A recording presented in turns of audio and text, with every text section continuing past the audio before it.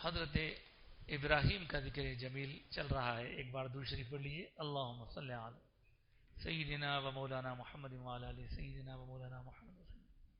حضرت ابراہیم کی سیرت اور آپ کے حالات واقعات ہم سن رہے ہیں، اور پھر اس کے بعد حضرت آقا دو جہاں صلی اللہ علیہ وسلم کی سیرت پر بھی گفتگو ہوگی.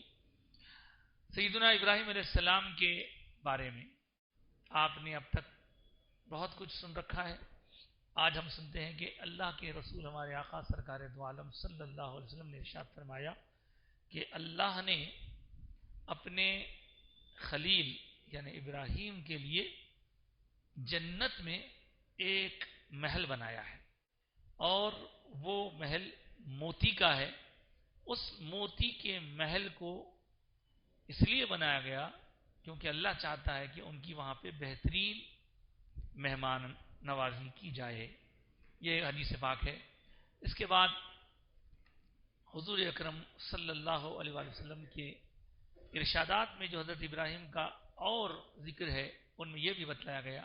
ایک مرتبہ آقا دو جہاں صلی اللہ علیہ وسلم نے ارشاد فرمایا مجھ پر انبیاء کرام کو پیش کیا گیا، یعنی حضور کو پچھلے انبیاء کے متعلق یعنی انبیاء کے بارے میں جانکاری یا انبیاء سے ملاقات یا انبیاء کا حال بیان کیا گیا.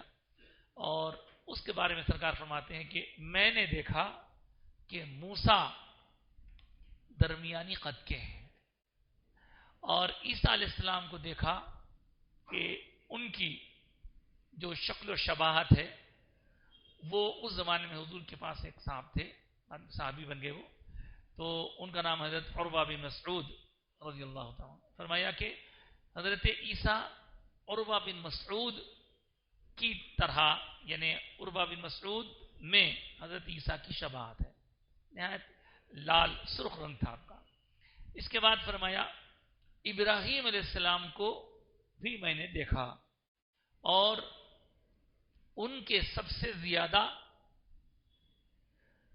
مشابہ ایک صحابی گزرے ہیں حضرت دحیہ کلبی، ان کی طرف اشارہ کیا.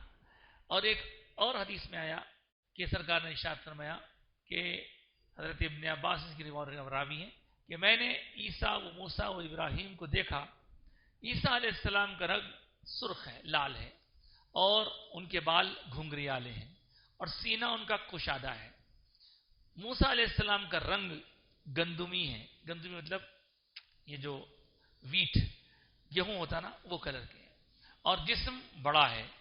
ابراہیم علیہ السلام کی شکل و شباہت کا جب ذکر آیا تو حضور نے فرمایا ان کی شکل و شباہت کا اندازہ کرنے کے لیے تم مجھے دیکھو، مجھے اللہ نے ان کی تصویر بنایا ہے. حضرت ابراہیم علیہ السلام سے حضور بہت زیادہ مشابہ تھے. حضرت ابراہیم علیہ السلام کی شادیوں کے بارے میں بھی آپ سن چکے ہیں کہ ایک شادی حضرت بی بی سارہ سے ہوئی تھی، پھر بعد میں حضرت بی بی ہاجرہ سے ان کی شادی ہوئی. اور ہم کو تفصیلات میں یہ بھی بتایا گیا کہ حضرت ابراہیم علیہ السلام کی پہلی زوجہ بی بی سارہ کے گزر جانے کے بعد آپ نے ایک اور اہلیہ سے کو بھی یعنی ایک اور عورت کو بھی اپنی زوجیت کا شرف بخشا، اور ان کا نام قنطورہ بتایا گیا ہے. حضرت ابراہیم علیہ السلام کی جو زندگی ہے اس وقت آپ کی آمد سے ایک بہت بڑا جو کنگڈم تھا یا ایک بہت بڑی ڈائناسٹی تھی حکومت کرنے والوں کی، وہ ختم ہوئی. وہ کس کی تھی؟ تو آپ نام سنتے ہیں نمرود. نمرود کا خاتمہ ہوا.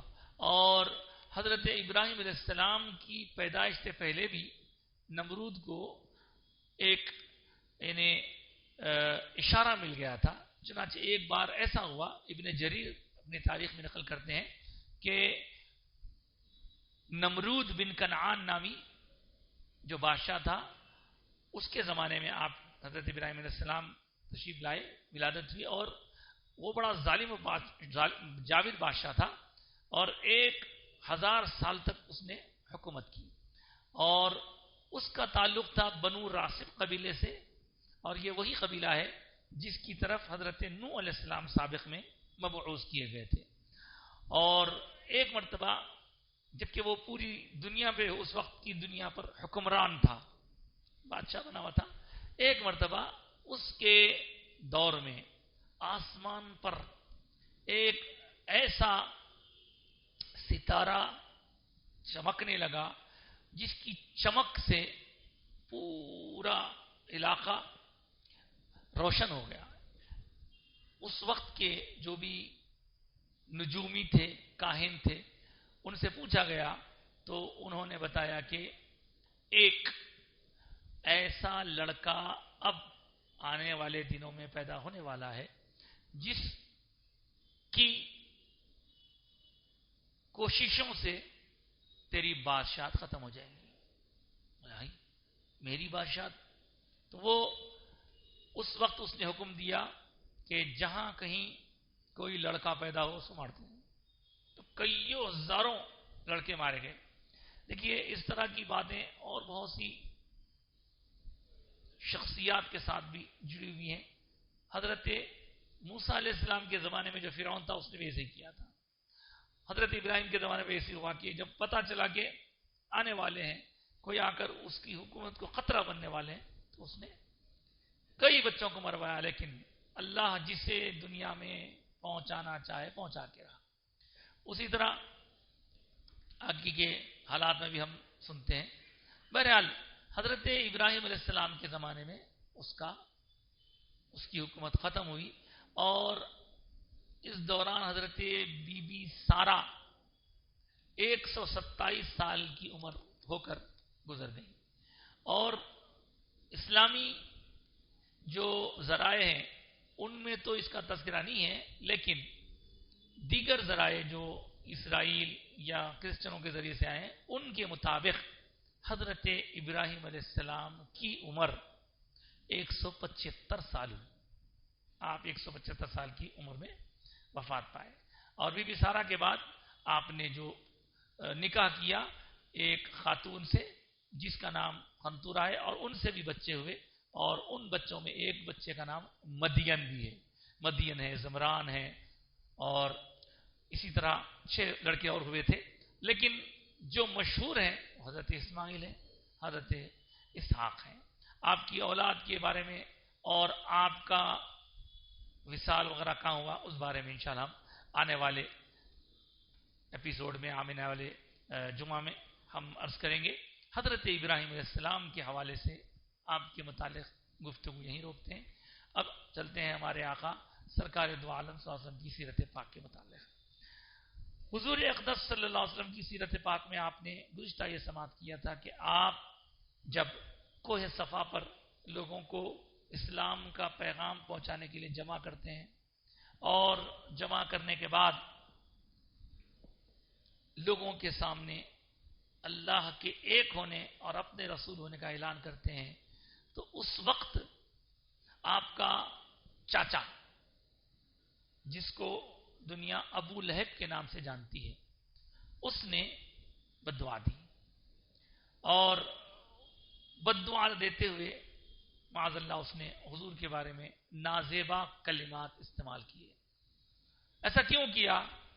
تو اس کے بارے میں سیرت کی کتابوں میں ایک واقعہ لکھا ہے کہ ابو لہب میں اور حضور کے ایک اور چاچا تھے ابو طالب، یہ دونوں کے درمیان ایک مرتبہ کسی بات پہ لڑائی ہوئی. اب بھائیاں تھے وہ لوگ کسی مسئلے پہ. تو حضرت ابو طالب اور ابو لہب کے بیچ میں جب لڑائی ہوئی، کشتی ہوئی، تو اس وقت حضور کی عمر زیادہ بڑی نہیں تھی، اور حضور اقدس صلی اللہ علیہ وسلم نے اپنے چاچا ابو طالب کو سپورٹ کیا تھا. تو وہ چیز اس کے دل میں گھر کر گئی، اور ابو لہب نے اس وقت کہا تھا کہ اے محمد، یہ بھی تمہارا چاچا ہے، میں بھی تمہارا چاچا ہوں، لیکن تم نے میرے سپورٹ کرنے کے بجائے ان کی سپورٹ کی. تو حضور نے اس وقت کہا تھا کہ مجھے میرے چاچا ابو طالب سے بے پناہ محبت ہے. یہ ابو طالب ہی تھے جن کے پاس حضور رہ رہے تھے. یہ بات اس کو بہت ناگوار گزری اور اس نے اس کے بعد سے حضور کے بارے میں یعنی اپنے دل میں ایک ایسا جذبہ رکھا جو پیار محبت کا نہیں رہتا. تو سرکار نے جب اعلان فرمایا لوگوں کے درمیان کہ لوگوں اللہ کو ایک جانو، میں اس کا پیغمبر ہوں، تو کچھ لوگ تو خاموش سن لیے، لیکن ابو لہب نے بڑی نامناسب بات کہی اور کوستے ہوئے کہا معاذ اللہ، کیا یہی کچھ کہنے کے لیے تم نے ہمارا وقت خراب کیا؟ تمہارے ہاتھ ٹوٹ جائیں معاذ اللہ، استغفر اللہ. اس پر اللہ تعالیٰ کو جلال آیا اور حضور کو بھی تکلیف ہوئی کہ چاچا نے میرا ساتھ تو نہیں دیا بلکہ الٹا مجھے اس طرح کہا. تو اللہ نے پھر اس کا جواب دیا اور اس کا جواب دینے کے لیے قرآن نازل فرمایا. اور قرآن مجید کا سورہ نمبر 110 نمبر کا سورہ، 111 نمبر کا جو سورہ ہے قرآن میں 13 14 جی ہاں، تو 111 نمبر کا سورہ قرآن میں جو ہے وہ ہے سورہ تبت یدا ابی لہب. کیا کہہ رہا ہے اس میں اللہ تعالیٰ؟ جو لفظ معاذ اللہ ابو لہب نے حضور کے لیے استعمال کیے تھے، انہی الفاظ کو اللہ نے اس دشمن کے لیے استعمال کیا. کہا تبت یدا ابی لہب، میرے حبیب کے ہاتھوں کے بارے میں کہنے والے ابو لہب کے ہاتھ ٹوٹ جائیں اور تب اور وہ بھی ہلاک ہو جائے. ما اغنا عنہ مالہ وما کسب، آگے اور تفصیل ہے کہ اس کا مال، اس کی دولت، اس کے بال بچے اس کو اللہ کے عذاب سے بچا نہیں سکیں گے. در حقیقت بعد کے ادوار میں بھی اس کی حرکتیں ایسی تھی کہ حضور کو بہت ستایا کرتا تھا، اور لوگ جب باہر سے آتے اور حضور ان کے پاس جا کر ایمان اور اسلام کی بات کرنا چاہتے تو یہ بیچ میں آیا تھا، کہتا معاذ اللہ ارے اس کی باتیں مت سنو، یہ میرا بھتیجا ہے، میں جانتا ہوں یہ لوگوں کو گمراہ کر دیتا ہے، معاذ اللہ ایسے باتیں کرتا تھا. تو اس کے علاوہ یہ اور اس کی بیوی بھی کچھ کم نہیں تھی. اس کی بیوی کا نام ہے ام جمیل.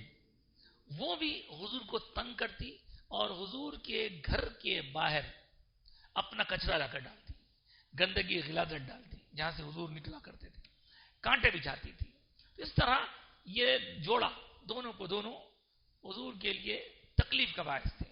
اور یہ بھی سن لیجئے بات ابو لہب کیا، یہ تو سن لیجئے. ابو لہب کے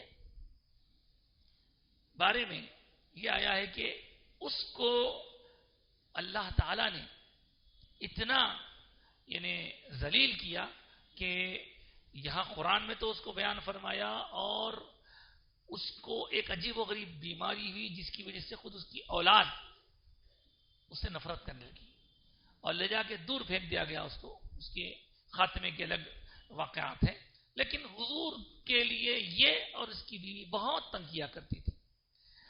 مگر اللہ کی شان عجیب ہے. دیکھیں آپ کہ جب سورہ لہب نازل ہوئی اس کے بعد اس کی دشمنی اور بڑھ گئی، اور حضور اکرم صلی اللہ علیہ وسلم کی 2 بیٹیوں کا ابو لہب کے 2 بیٹوں سے عقد ہوا تھا، خالی عقد ہوا تھا، ابھی وداعی نہیں ہوئی تھی. تو یہ اس زمانے میں اب تک غیر مسلم کے رشتوں کے بارے میں بھی احکام واضح طور پر نہیں آئے تھے، چونکہ مدینہ آنے کے بعد شریعت کے بہت سارے احکام نافذ ہوئے. تو حضور کے دل کو مزید تکلیف پہنچانے کے لیے اس نے یعنی ابو لہب نے اپنے دونوں بیٹوں سے کہا کہ تم محمد کی دونوں بیٹیوں کو جو تمہارے نکاح میں ہیں طلاق دے دو. تو اس کے دونوں بیٹوں نے طلاق دے دیا. حضور کو تکلیف تو ہوئی، اور یہ وہی دونوں بیٹیاں ہیں، ایک بی بی رقیہ ہیں رضی اللہ تعالیٰ عنہ اور پھر بی بی ام کلثوم ہے رضی اللہ تعالیٰ عنہ. ان دونوں کا ابو لہب کے 2 بیٹوں سے رشتہ تھا، عقد بھی ہو گیا تھا، لیکن وداعی نہیں ہوئی تھی. تو حضور نے پھر بعد کے ادوار میں آپ کو معلوم ہے ان دونوں بیٹیوں کا نکاح ایک کے بعد ایک حضرت عثمان غنی رضی اللہ تعالیٰ عنہ سے کیا. یہ 2 بیٹیاں ہیں. تو اس طرح ابو لہب نے حضور کو بددعا دی معاذ اللہ. حضور نے تو کچھ نہیں کہا، حضور تکلیف سے اپنے آپ کو برداشت کرتے رہے، مگر یہاں سے یہ بات معلوم ہوئی کہ جب کوئی اللہ کے رسول کو تکلیف پہنچاتا ہے تو اللہ جلال میں آ جاتا ہے، اللہ غضب میں آ جاتا ہے، اور اس کے لیے کہہ دیا کہ ابو لہب کے ہاتھ ٹوٹ جائیں، وہ ہلاک ہو جائیں۔ اور پھر اس کے بعد آگے اس کی بیوی کا بھی ذکر ہے، انشاءاللہ ہم اس تذکرے کو مزید اور پھیلا کے آنے والے جمعے میں کریں گے۔ یہ بات اس سے پہلے بھی کہی جا چکی ہے کہ اللہ کے رسول کے بارے میں جب بھی کبھی کوئی دل کو تکلیف پہنچانے والی بات ہوتی تو اللہ پاک حضور کے دل کو تسلی دینے کے لیے قرآن کی آیتیں نازل فرماتا۔ ایسی ایک دو آیتیں نہیں، قرآن میں بہت ساری آیتیں ایسی ہیں، اگر قرآن کا گہرائی سے مطالعہ کیا جائے تو معلوم ہوگا۔ بہرحال یہاں یہ بات بھی یاد رکھیے کہ وہ ابو طالب جو ہیں وہ حضور کے چاچا ہیں، حضور جن کے پاس رہا کرتے تھے، اور حضرت علی بھی انہی کے بیٹے ہیں، اور ان کی زوجہ، اب دیکھیے ابو لہب کی بیوی سرکار کو ستاتی تھی، ابو لہب ستاتا تھا، ابو طالب اور ان کی بیوی حضور کا اتنا خیال رکھا کرتے تھے کہ حضرت ابو طالب تو چاچا تھے لیکن ان کی بیوی چاچی بھی اتنا خیال رکھتی تھی کہ حضور کھائے بغیر، حضور کے تناول فرمائے بغیر اپنے بچوں کو تک کھانا نہیں دیتی تھی، حضور آنے تک کھانا شروع نہیں کرتی تھی۔ تو آپ دیکھیے چاچی یہ بھی تھی، چاچی وہ بھی تھی، چاچا یہ بھی تھا، چاچا وہ بھی تھا، لیکن چاچا برابر نہیں ہوتے، چاچی برابر نہیں ہوتے۔ حضرت ابو طالب کی جو اہلیہ تھی وہ تو حضور کو اتنا چاہتی تھی اور حضور ان سے اتنا محبت کرتے تھے کہ اندازہ کریے اس سے کہ جب ان کا وصال ہوا مدینے میں آنے کے بعد تو میرے آقا سرکار دو عالم صلی اللہ علیہ وسلم نے خبر کھدوانے کے بعد خود اس میں اندر جا کر کچھ دیر قیام فرمایا، تھوڑے لیٹے، اپنا کرتا عنایت فرمایا، تو لوگوں کو اس وقت عجیب سا لگا کہ ایک عورت کے لیے سرکار چاچی کے لیے ایسا کر رہے ہیں، تو پوچھا یہ سب اتنا کیوں؟ تو حضور نے فرمایا تمہیں نہیں معلوم، میری ماں گزر جانے کے بعد یہی میری ماں تھی، بہت چاہتے تھے سرکار، اور اتنا چاہتے تھے کہ اپنا کرتا کفن کے دے دیے، اور ان کی خبر میں جا کے، اب ظاہر سی بات ہے کرتا کفن میں دینے کا مطلب کیا ہے، قبر میں جا کے کچھ دیر لیٹنے کا مطلب کیا ہے؟ مطلب یہ کہ حضور کی نسبت سے ان پر برکتوں کا نزول ہوگا، حضور کے کپڑے کی نسبت سے ان کو فائدہ پہنچے گا، سمجھے آپ؟ یہ حدیث ہے۔ تو اس طرح سرکار دو عالم صلی اللہ علیہ وسلم کا ایک چچا تھا جس نے بد دعا دی تو اس کے حق میں وہ ہوا، ایک چچا جو چاہنے والے تھے، ایک چاچی جو چاہنے والی تھی، ان کے ساتھ حضور نے وصول کیا۔ اور یہ ام جمیل، اب خیر بات بہت دور تک نکل جاتی، یہ ام جمیل کا تعلق پھر اسی خاندان سے جس خاندان سے بعد میں بھی یزید پیدا ہوتا ہے، یزید کے خاندان کی، یزید کے والد کی پھوپھی ہے نہیں ام جمیل۔ تو اس طرح وہ خاندان شروع ہی سے حضور یا حضور کے متعلق عجیب و غریب ان کا ذہن تھا۔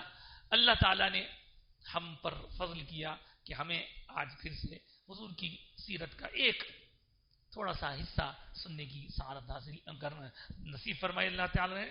اللہ کی بارگاہ میں دعا کرتے ہیں کہ مولا تعالیٰ ہمارے آقا سے ہمارے تعلق کو مضبوط فرما، اور یہ جو انبیاء کرام کے ہم تذکروں کو یا سرکار عالم صلی اللہ علیہ وسلم کے سیرت پاک کو جو ہم سن رہے ہیں مولا، اس سے ہماری زندگیوں میں نمایاں اور بہتر تبدیلی لیا اور ہماری زندگی کام کی بنا دے، کیونکہ تو حبیب نے فرمایا کہ نبیوں کا ذکر تذکرہ عبادت ہے۔ یا اللہ ہمارے اس عمل کو قبول فرما، ہم کو، ہماری نسلوں کو، ہمارے گھر کے ماحول کو اسلامی، دینی اور ایمانی انوار سے بھرپور فرما دے، آمین یا رب العالمین۔ واخر دعوانا ان الحمدللہ رب العالمین۔